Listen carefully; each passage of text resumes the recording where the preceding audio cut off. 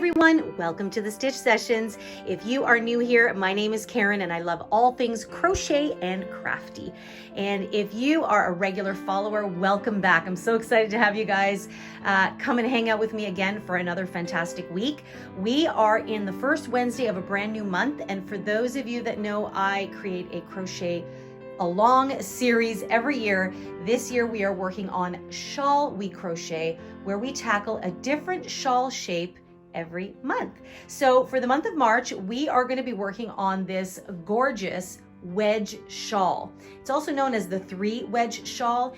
And actually, I haven't really seen this done much in crochet. In fact, I couldn't find any crochet specific patterns for this. I've seen this done a bit in knit patterns. So you guys that know me know I love a challenge. So essentially what we're doing is we're creating a granny square with only 3 sides done. And then instead of working in the round, we're just going to work back and forth and back and forth. And that's what creates that really nice little wedge shape. So if you look at it, it's like 3 wedges and we're missing the 4th one there. What I love about this design is that this inner piece here just sits beautifully around the neck, which creates a really pretty drape. And now it is a 7-row repeat, but don't let that scare you if you're a little bit new. 6 of the rows are done exactly the same using this gorgeous herringbone double crochet stitch. I just love how that created the texture there. It's not until row 7 where we deviate a little bit and we create these triple crochet V stitches, and that's what gives that slight lacy effect. That's the only time we change. And of course, for a little added detail, I changed colors every so many rows. So that's what makes it look a little bit more intricate. But other than that, you're going to get loads of practice discovering this beautiful stitch, the herringbone double crochet. Just love, love, love it. So fairly straightforward. And once you understand where to continue building your corners, the rest is easy peasy. So I think we should just dive into talking about our materials on how to create this. And let's get stitching up our wedge shaped shawl. Okay, so for this project, I'm going to be using my favorite yarn, which is Lion Brand's Heartland yarn. And I have fallen so in love with this yarn. You may recall, those of you that have been with me for a while, that I used the same yarn for creating the Call Me Cables hat. And I'll leave a link for that in the description box down below. And I used it in this beautiful amber color. And I just love how it's not only soft, but it just glides on the hook so beautifully. And the color I am using is Channel Islands. And this is dedicated to Laura, who is one of our crochet friends here on YouTube. And she saw some of our previous shawl tutorials and requested I do something in green in honor of her birthday. So happy birthday, Laura. I hope you enjoy this project and I hope you have a great birthday. So I am using 3 skeins of the green, and this skein comes in 142 gram balls, which contain 251 yards or 230 meters. It is 100% acrylic. And I'm also using Peyton's Canadiana yarn. Sorry, I don't have the label for it, but I'll put it up there on the screen. Now, you may be wondering, why didn't you just use Heartland? Well, the Heartland doesn't seem to come in white. In all the gorgeous colors that they have, they don't have it in white. And I really wanted the white as a contrast. So I looked at different yarns and found the perfect size 4-weight yarn to match with this one. And I'm actually going to do a future crochet quick chat all about yarn weights, because not all medium 4-weight yarns are created equal, because some yarns that have the same weight label, when you crochet with them together, doesn't stay consistent. And in future, you're going to see a project that I did where that happened with 2 yarns that were labeled medium 4, and it definitely didn't create the consistency I was looking for in the project. Not the end of the world, but just something to be aware of. So I really looked through all of the different yarn companies and found that this one was the most comparable in texture and feel to the heartland. So that is what I'm using. And you will most likely need 2 skeins of this yarn, okay? So that is the yarn that I'm using. Now this yarn does call for a size 6mm hook. And in fact, that is the hook size I'm using, which is also known as a J or a size 10. And as always, make sure that you have a darning needle on hand to sew in any ends, and of course, a handy pair of scissors to snip off your yarn. So let's get started. Okay, so we're going to begin with row 1, and row 1 is going to be our establishing row, and then rows 2 through 8 are going to be what we're going to repeat. So we're actually going to start with a cinch circle. And we're just going to pull up a loop there. And from here, we're going to chain 3. So we have 1, 2, and 3. So you've got something that looks like that. Just going to get the tail out of the way. So this is going to look very similar to how you would begin a traditional granny square. Now, normally a square has 4 sides. And in this case, we're going to create 3 sides only. So into the ring, what we're going to do is we're going to place an additional 2 double crochets. So that chain 3 is going to count as one of our double crochets. Okay, so we've got 3 there. This creates a shell stitch. So 3 double crochets creates a shell. Now we're going to chain 2, 1 and 2. Then we're going to go back into the ring and place 3 double crochets. So we have 1, 2, and 3. So now you can see that those chain 2s there, they created one of our corners. Okay, so the shell creates a side, the chain 2 creates a corner. So we're going to create another corner by chaining 2, 1 and 2, and we're going to create one more shell back into our ring here. So we have 1 double crochet, we have 2, and we have 3. Oops. There we go. So now we've got our 3 sides and 2 main corners there. So what we're going to do is we are going to take that tail and we're going to pull it so it cinches our center shut. Okay, now some people might use a chain 4 circle. You can certainly do that. I like to have my centers nice and shut, especially because this is going to be a wedged shape. So right now you can see it a little bit. So we've got our 2 corners. So this is the bottom here.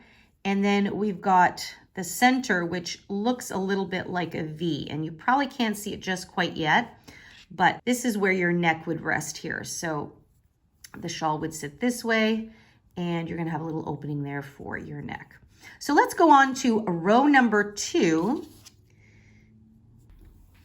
So for row number 2, we're going to chain 3, 1, 2, and 3, and we're going to turn our work. And that's why we're going to be working in rows and not necessarily rounds. And this is where we're going to begin using our stitch for this project, which is the herringbone double crochet stitch. Now at the beginning and at the end of every row, we're going to place an increase. That means we're going to place an extra stitch here. So you're going to yarn over and right into that very first stitch, which is the base of that chain 3, you're going to insert your hook, pull up a loop, and what you're going to do is you're going to continue to pull it through that first loop. So it's kind of like a slip stitch there. Then you will chain 1 and then pull through both stitches. So that is what we call a herringbone double crochet stitch. So we've got our chain 3, which counts as 1, and our second stitch all into the same stitch in the corner. Now what we're going to do is we're going to place 1 into each of the next 2 stitches. So you'll yarn over, insert your hook, pull the loop through, and continue to pull it through that first loop there. Then you will chain 1 and then pull through the last 2 loops. Okay, and so you can see what it does. It creates this pretty little slant. and it gives that really nice herringbone look once you do subsequent rows. We're gonna do it one more time. Yarn over first, insert your hook, pull the loop through and slip it through that first loop, chain 1, and resolve the stitch. So now you've done 1 stitch into each all the way up that side. And so now we've come to the chain 2 space, which is our first corner. So into every corner, you're going to create another corner. So you'll yarn over. We're going to do this using the herringbone double crochet. So you pull that loop up and then through the first loop, chain 1 and resolve. And we're going to do another one. Yarn over, insert, pull through, first loop, chain 1 and the second. Okay, and so we've got 2 stitches in there. We're going to chain 2 to create the bend in our corner, and we're going to go back into that space and place another 2 stitches. So this was just like we would do with a regular granny square motif. Okay, so you're going to go in, and once you get comfortable with the herringbone stitch, you'll get a little bit quicker at it. Okay, just like that. So now you can see that corner is becoming much more prominent. And now we're going to continue again, placing 1 stitch into each, all along using that herringbone double crochet stitch.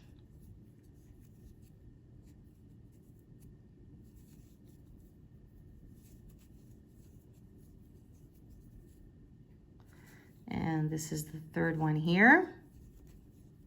Okay, I've come up to my corner, so I'm going to create another corner again. So that's 2 stitches, chain 2, and another 2 stitches. You're going to get really good at creating corners. If you haven't done granny motifs before, well, this is going to be good practice all the same. So remember, this wedge shape is basically just like a granny square, but with only 3 sides instead of 4. So there's my second corner. So now you can really see the corner shapes are really taking form here. And so now we've got 3 stitches left. This one is going to get a little bit lost because remember that was our chain 3. So you want to go into the next stitch.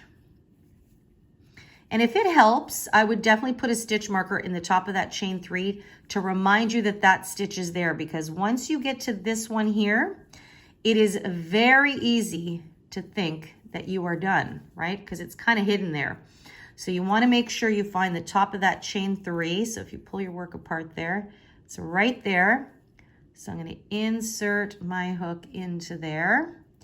And remember, at the end of every row, we're going to place an increase. So that means we're going to place an extra stitch. So we do our first herringbone, and then we do a second one back into that same stitch. Just like that. Okay, so row 2 is now complete. So now you should be able to really see. So you see how you've got 3 sides, and then the 4th wedge, so to speak, is missing from there. Now you can weave in your tail immediately if you want, or you can leave it till the end, and it's totally what's up to you. Now you want to be careful because sometimes you might notice that this is happening, and that's because we've got a lot of stitches in the corner and there's no structure here. So don't panic. It will kind of work itself out as we go along. And the odd time, you may only want to place 1 stitch, chain 2, and 1 stitch in here. And so I bring that up now because sometimes that happens, and you just want to kind of gauge as you go along. If we're doing a traditional granny square, almost always you're doing a full shell, which is 3 double crochets, or in this case, herringbone double crochets, chain 2 and 3. And that works nicely because usually we have, whoops, all 4 sides to give you some structure. So it's easy for this to kind of collapse in, so to speak, but don't panic. Just stay the course and continuously kind of stretch out your work, and it'll all work out. And then you can always do some blocking later. So that is the end of row number 2. So where we previously had 3 stitches before our corner, you are now going to have 1, 2, 3, 4 stitches, and then we have these 2 belong to the corner. So if you want to count stitches in total, you have 1, 2, 3, 4, 5, and 6, okay? Remember that at the beginning here, I have a chain 3. So I recommend, if you're a little bit newer, to place stitch markers at the tops of your chain 3s. It's just going to help you identify them a lot easier and a lot quicker every time you come around to the end. So let's now move on to row number 3.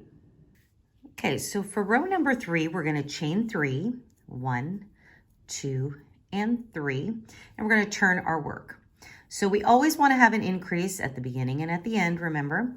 So we're going to go right back into the base of that stitch, and we're going to place a herringbone double crochet. Remember, that is the stitch we're using for this whole project. If you want, you can certainly just do this in double crochets, but I find that the texture this creates just makes it so pretty. Now, all we're going to do is we're going to place 1 stitch into each stitch until we get to this corner here. Okay, so we're going to insert and stitch. You're going to get really good at this stitch at the end of this project. So we're almost at the corner here. We've got 1 more. And now, as I previously discussed, you're going to have to determine for yourself what you want to do. So because in row 2, we did a traditional corner here, because in row 2, we did place 2 stitches, chain 2, 2 stitches, you can see it's already kind of bending in a bit. So in this corner, I'm only going to do 1 stitch, 1 herringbone, chain 2, and 1 more back in there. And you will find that you will alternate this fashion at different points. So I wish I could say, you know, every other row only do 1 stitch, chain 2, 1 stitch. I've tried many different methods and it doesn't always work the same. It really depends on, especially if you've got a different weight yarn. So this is where you're going to have to gauge for yourself. So I'm only going to place 1, chain 2, and 1. And now I'm going to continue along the side and place 1 stitch into each until the next corner. And then I'm going to do the exact same thing. So go ahead and do that, and I'll meet you at the end of row number 3. Okay, so I'm down to my last stitch in row number 3, and that's the chain 3. So you really want to make sure that you're able to see that. So we're going to find the top of our chain 3, which is right there. And here, remember, we place an increase at the beginning and end. So we're going to place 2 stitches here. You may have to help it along. There we go.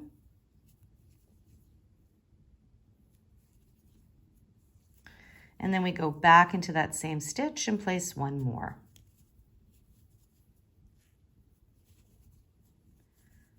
And row number 3 is complete. So I like to set it down, stretch it out a little bit. So again, you can see it's just bowing in a wee bit. Now you may decide that in row number 2, you will only put 1 stitch, chain 2, 1 stitch. Now I had done that previously and I found that it just bowed out a little bit too much. So I'm starting with more at the beginning, and then I will probably do a few more rows where I'm only going to place 1 stitch, chain 2, and 1 stitch in the corners. So if you're super new and all of this talk throws you off, just follow along exactly with what I'm doing. You'll be fine. Those of you that are a little bit more experienced, you'll be able to kind of play around with that corner if you like. Because we are missing our 4th wedge, it's just natural that that's going to start to occur. So that's the end of row number 3. Now we're going to move on to row number 4, but now we're going to change colors. So for row 4 and 5, we are going to use our white. So I'm going to bring back my white color here, but what I like to do is I'm going to undo that very last stitch. Actually, I'll undo the whole thing. This is how I like to change colors, even if you are snipping off your yarn. Now I am going to snip off my yarn here. What you could do is just finish the last stitch and snip off the yarn. I try to not have as few knots as possible. So I'm going to redo that last stitch. So I'm going to bring that through, bring this through, Now, instead of yarning over and pulling through, I'm gonna actually drop that and bring in my white, okay? So I'm gonna place the white on the hook, and that is what I'm gonna pull through. And then I just tighten that up there. So that way it looks like the white is just coming out of that last stitch.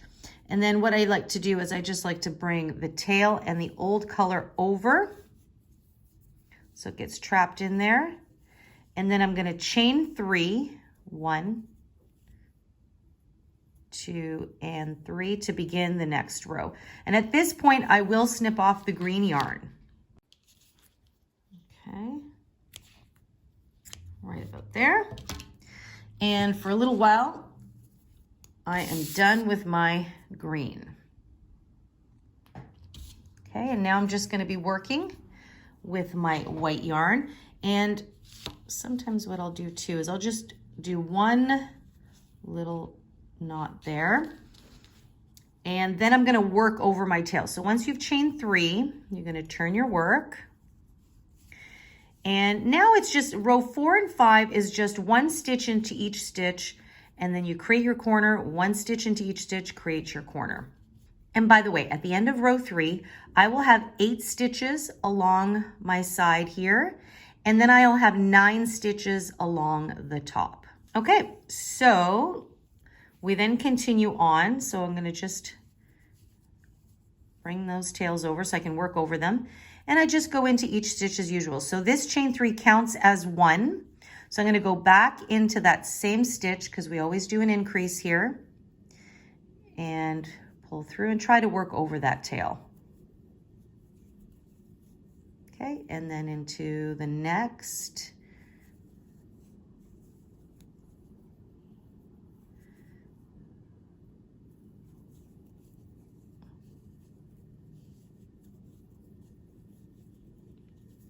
Okay, so that way your new color blends in nicely, and you hide your tails, or you can sew them in at the end. Like there's no rhyme or reason. Whoops. There's no law that says you've got to work them in as you go. It's just what I like to do. And this is pretty much it. So very straightforward. Okay. So, and I just love the texture that creates. So you're gonna do 1 stitch into each. What I'm gonna do in this corner is I will just do 1 stitch, chain 2, 1 stitch again, just because I really wanna even out the shaping, and I can see it's happening nicely. So you can really see your wedge shape taking place. So I'm gonna set you there. Row 4 and row 5 are the same, okay? So you're gonna have your white, you're gonna get to the end, chain 3, turn your work, and come back around, okay? And I'll meet back up with you once you've completed row number 5. Okay guys, so I'm just completing row number 5. And before I resolve my last stitch here, so this was an increase, this is where I'm gonna change colors again. So I'm just gonna bring back in my green. And so essentially for row 6 and 7, nothing's gonna change stitch-wise, but I just wanted to show you where I'm gonna change my color again. So again, in this case, you can simply resolve and snip off and put a slip stitch on your hook for the new color. But like I said, for this project, I am not doing that. I am just going to bring the new color in and use that to resolve that last stitch. And then I just cinch that nice and tightly. Then I take that tail and the old color, I like to flip it over so that when I chain 3, it gets trapped in there. So I have 1, 2, and 3, just like that. And now I'm gonna snip off my white yarn. Take that away. And again, if you want, you can knot it. Just like that. So I've chained 3, we're gonna turn our work. And what we're gonna do for row 6 and 7 is we're just simply gonna repeat what we did in row 4 and 5.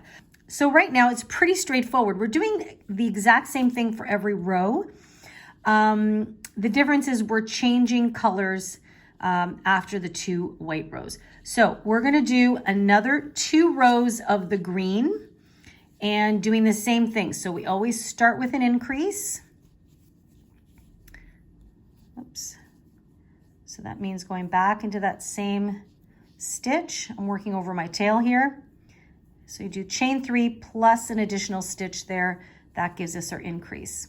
And then of course we go back into each stitch again and place 1 stitch into each. Again, using the herringbone double crochet. What I've been doing now is in the corners, I'm only doing 1 stitch, chain 2, 1 stitch. So 1 herringbone double crochet, chain 2, and 1. As the work expands, the project will dictate itself when you need to add that 2nd stitch on each side. So I did it in the first row, and then all the subsequent rows I've only been doing 1 stitch, chain 2, 1 stitch, okay? And you can see now it's really starting to lay out nice and flat. So you can see your 3 wedges there, and there is where our 4th wedge would be, okay? So again, row 6 and 7, complete it in the green, and then row 8 is really the only time where you're gonna see a change in the pattern. So go ahead and finish these 2 rows, and I'll meet back up with you here in a bit. Okay, so I've completed row 6 and 7, and my work is looking like this. So now you can really see it taking shape there. And so essentially the whole project has just been doing 1 stitch into each of the herringbone double crochet. There is 1 row that is different, and it's going to be row number 8 here. And then you will get back to just doing your repeat. So once you reach the end of row number 7, you are going to chain 4. Okay, so 1, 2, 3, and 4. This will count as a triple crochet stitch. So then you're going to turn your work. Then what we're going to do is back into the base of that chain right there, we're going to place 2 triple crochet stitches. So you'll yarn over twice, insert your hook, pull up a loop. Okay, so if you're unfamiliar with triple crochets, I'm just going to take you through it slowly. You'll yarn over and pull through the first 2. You'll have 3 loops left. You'll yarn over and pull through the next 2. You'll have 2 loops left, and then you'll yarn over and pull through the final 2. So you've just created a triple crochet there, and that chain 4 will count as another one. We then want to place 1 more into that same stitch. So you'll yarn over twice and repeat that process. So you pull through the first 2, second 2, and the final 2. So for this row, which you will then repeat, you're always going to start with 3 triple crochets, and you will end the row with 3 triple crochets. So this is an increase here, and the reason why I'm using an extra stitch instead of just placing 2 is I've already done some experimenting with this, and because of the height of the stitch, it requires an extra stitch to help the edge here sit flush, okay? And you'll see that in subsequent rounds, or rows, I should say. So now what we're going to do is we are going to create triple crochet V stitches. So you will yarn over twice, and you are going to skip 2 stitches, and into the 3rd stitch, you're going to place 1 triple crochet. You will then chain 1, then place another triple crochet back into that same stitch. And this is the stitch we're going to be using all the way across this row. So that is a V stitch, and we're doing it using a triple crochet stitch, okay? And then you will repeat that. You'll yarn over twice, skip the next 2 stitches, and into the following stitch, you'll insert a V stitch. And again, that's 1 triple crochet, chain 1, and another triple crochet, all back into that same stitch. Okay, so your work is going to look like that. So then you can see the 3 stitches here really helps for your edge to stay very flush. So go ahead and do that. I'm going to meet you once you get close to the corner here, your first corner. And I'm just going to talk about what might happen when you get close to that corner. So I'll just finish this up and I'll see you back here in a moment. Okay, So I'm just coming up to the end here. And by the way, I forgot to mention at the end of round 7, or row 7, I should say, I have now 16 stitches on each side here and 17 along the top. It just so happens that I always have 1 extra stitch along the top. So here now I actually have 3 stitches left. So remember, we're always skipping 2 before the next V stitch. So what I'm going to do is I'm actually going to yarn over twice, skip 2 into the 3rd one. What I'm going to do is I'm only going to place 1 stitch there. Okay. Now your rows will differ in time. Like sometimes you're only going to have 2 stitches left and it'll work out perfectly. You can go right into the corner. Sometimes you're only going to have 1 stitch left. And so you would just skip that last stitch and go directly into the corner. In this case, I had 3 stitches left. It was just going to be too much of a stretch to come into this corner here. So I'm going to place 1 triple crochet here. And now into the corner, I'm going to place 2 triple crochets there. Okay, so here's my second one. And then I'm just going to sit back and see how it looks like. So again, these increases in the corner, we want to make sure that it makes for a smooth transition around the corner there. And your V stitches, because they are taller stitches, will sometimes require more stitches in the corner. So remember, the first corner we created, we did 2 stitches, chain 2, 2 stitches. But then all the subsequent rows, we only did 1 stitch, chain 2, 1 stitch. Okay, so you should gauge for yourself. It also depends on your gauge, right? Like some of you, if you're tight crocheters, you're going to need those extra stitches in the corner. If you're really loose crocheters, you will not need as many stitches. So I'm laying this down here and I can see that I will need 1 more here. So I'm going to double crochet again into this corner. So this will be like a traditional granny corner. Okay. So I've placed a triple crochet right in the last stitch and then I worked 3 triple crochets in the corner. I'm going to chain 2 and I'm going to place 3 double crochets back into this corner. And this is where I'm going to test out how this is going to look. Okay. And this is what I encourage you to do so that you will get the result that you're most satisfied with. The main thing is we don't want our work to bunch or to buckle. Okay. So we've done, so we don't count that for a second. We have 3 triple crochets, chain 2, 3 triple crochets, and let's see what my work looks like here. Okay, so I want it to sit nice and flat and just come around the corner comfortably. And I am very happy with that. So now I'm going to continue on out of my corner. Now what I want to do is I want to make sure that I replicate what I did before the corner, after the corner. So remember that we had 1 stitch right before the corner. So we're going to place a triple crochet in that stitch coming right out of the corner. So that way it all sits nice and even, just like that. Okay. And now I'm going to continue on doing my V stitches. So I will skip the next 2 stitches and into the 3rd one, I will do a V stitch. Okay. So it's pretty straightforward now for the rest of this side. Now remember, because these sides have slightly different number of stitches, go until you get to the end and I will meet you at the end of this corner to tackle any nuances here, okay? Okay, so I've just finished the top side here of my V stitches. And what I notice here is after my last V, I have 1 stitch left. So as I had explained before, sometimes this happens. And so all you're going to do is just skip that last stitch and work your corner just like you did the previous one. So you do want your corners to be similar.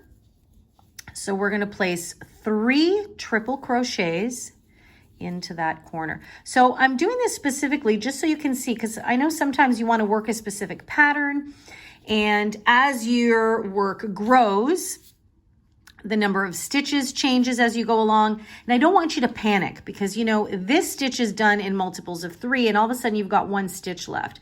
So it's all about experimentation. I'm going to put 3 triple crochets in there. Now I'm going to chain 2 and I'm going to place 3 triple crochets back in there.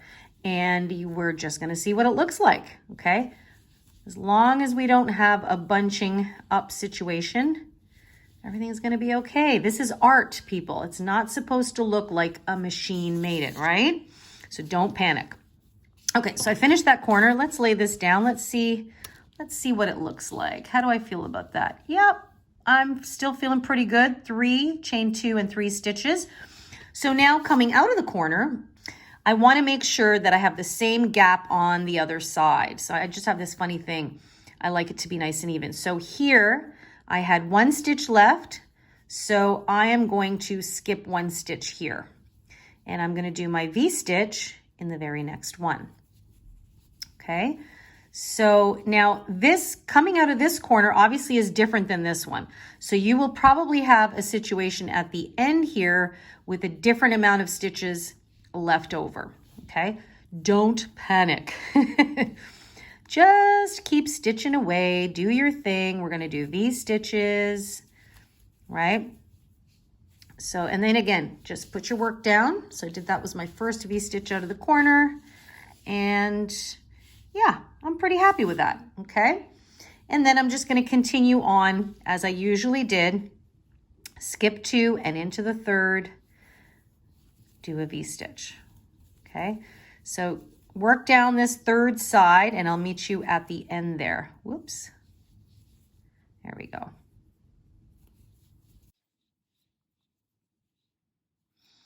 Okay, so this is my last V-stitch before the end here. Now I actually have 2 stitches left. So I've got 1 and then the top of that chain 3. Remember when we started, we did our increase here, which is 3 stitches, and we skipped 2. So in this case, when we get to the end, we're actually going to only end up skipping 1. So don't worry, okay? It's not the end of the world. So I get it. I like everything to be perfectly symmetrical, but because of the nature of the shape that we are working and the fact that the number of stitches continues to increase on each side, you're not always guaranteed that they're going to be done in multiples of 3. And I really like the way this V-stitch looked. So we're just figuring it out as we go along, okay? So all you're going to do is you're just going to skip on over to the very last stitch, which is going to be the top of that chain 3. So remember the previous row we did chain 3. So there it is there. And that's where I'm going to place my 3 triple crochets or a nice tall shell stitch there. Okay. And pull through. And then I'll place a second one back into that same stitch. And we have 1 more. And you know, this edge here, the raw edge I like to call it, it's always going to be somewhat a little bit on the bumpy side. It's just the nature of how it goes. So I'm not going to worry too much about it. So there we go. So, and I can see my 3 triple crochets was exactly what I needed. So it's helping this edge stay the course. But see how there's little bumps there? And that's just because a lot of times we're working stitches into the top of a chain instead of a stitch. And that is the whole pattern repeat for this shawl. So you can see the wedge shape is really taking form. And essentially all the rows are the same except for the V-stitch row and for the fact that we are changing colors. So from here on out, you are now going to repeat row 2 through 8 over and over and over and over and over again until you reach your desired width and length. Okay, so row 1 was the center here. This is where, oops, let me turn it this way. This is where we created our shape. And so essentially what you're doing is you're doing 2 rows of green, 2 rows of white, and another 2 rows of green. So you have green, white, green, and a V-stitch in green. I happen to do it in green. You could switch and do the V-stitches in white if you like. Totally up to you.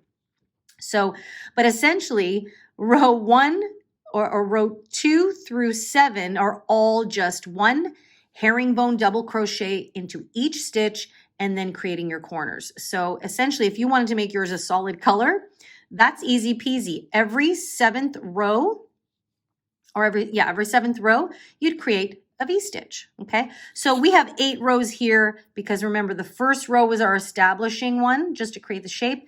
And basically now row 2 to 8, you're gonna keep repeating. And I'm sorry guys, I know sometimes I repeat the same thing a few times. I know I talk too much sometimes. I just really wanna make sure that, especially for those of you that are a little bit on the newer side to crocheting, I just wanna make sure that you get it, okay? And of course, as always, you can leave me comments down below if you have any questions. So this is it, guys. This is your wedge shawl. And I look forward to seeing how yours is going to turn out. So I'm now going to get to work. I'm going to continue repeating here. And then I'm going to come back on here and show you the final reveal. And voila, here it is, guys, the final reveal of the wedge shawl. So as you can see, it's grown to quite a nice size. And now you can really see where that missing wedge, so to speak, is supposed to sit. So that's how the shape turned out. It did flare out a little bit more on the edges here, but I am totally okay with that because it's going to wrap around so nicely, and I'm just very, very excited with it. And I've just decided to leave it with a nice plain border, so I just ended off on the 2 rows where we did just the herringbone double crochet. And I just thought it was going to be really nice and classic just to keep it a simple border.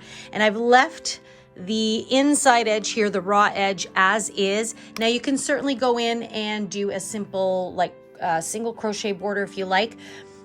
Just keeping in mind, for me, I would have done the border and continued to change colors, but in the end, I was actually quite happy with the way it all came out. And so lovely the way the texture came out with the stitch and a little bit of that lace detail. I'm very, very happy with this. So in total, I did 49 rows to complete my shawl. And as you can see, it ended up sitting just nicely, just slightly below the hip, which is fine for me. You can absolutely make this much longer, of course, but I think it came out just fine, exactly with the amount of yarn I had. And there you have it. So I hope that you found this pretty fun and, you know, fairly easy. And I hope you loved exploring the herringbone double crochet stitch. I just love the texture. It creates very subtle, but just so impactful. Now, if you have any questions, as always, just leave me a question in the comment box down below, or you can reach me directly at info@crochetcrafty.com. And don't forget to come visit me on the website at Crochet Crafty. And make sure you sign up for my newsletter. I give away a free written pattern every month as my gift to you for coming and hanging out with me. And come say hi to me. I'm on the socials. I'm on Facebook and Instagram at The Stitch Sessions. In the meantime, guys, I hope you have an amazing day. Enjoy all of your crochet projects, and I will see you guys in the next session. Take care.